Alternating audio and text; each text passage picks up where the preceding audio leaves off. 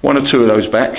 We won't. Naderson's gone to Crawley, which is good for him. That's where he wanted to be.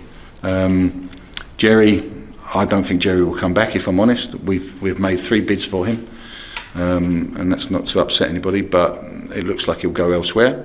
That's fine, but at least we know. We did hold on till the last minute for Jerry, having given the fact that we had 5 loan players in already.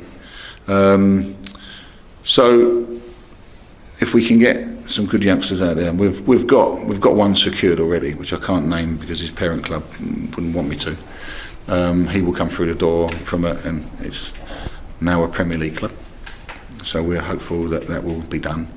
There's certainly 1 or 2 that we've got first choice on, which is great. But we'd like them to be season-long loans, so they're not jumping ship or going back. And that's sometimes the hard part of that. However, we must recognise that the loan system can be used to your benefit, certainly financially.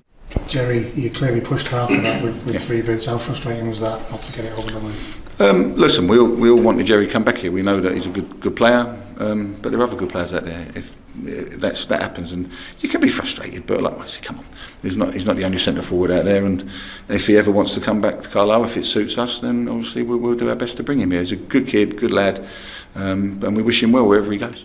I suppose inevitably young players sign for a club, the likes of Liam and Jarrad, and they immediately get interest. Is there any legs in those ones? Yeah.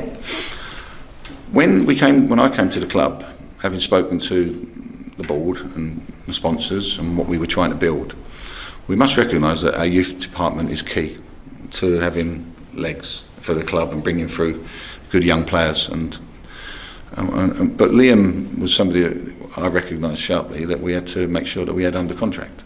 So when we gave out a long contract, I'm talking a 3-year contract, it was on the ambition of making sure that this club was looked after in terms of compensation if a big club obviously recognises what potential the boy could be.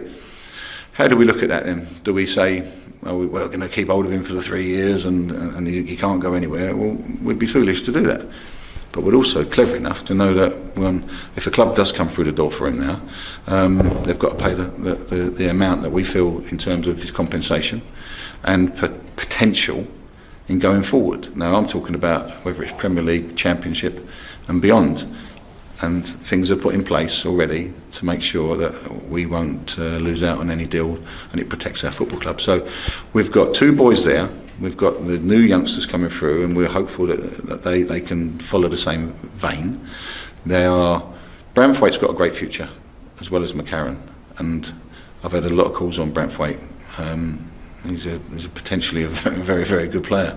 McCarron's shown in a short space of time, given that we put him on the pitch and we recognise that he's got that ability. He's still learning, but if he continues, he's got a very bright future. This isn't a case of pushing them out the door, is it? If the deal's right, they'll go. If not, we won't. Andy, we would never push anybody through. We don't need to push them. We don't have to take anybody's bid. We're stable, and that's the good thing about this football club.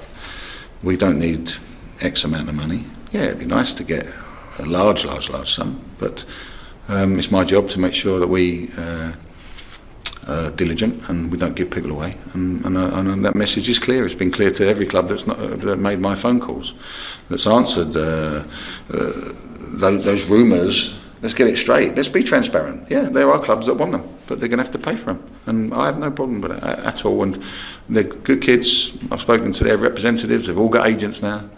And I've been very clear that Carlisle will come first.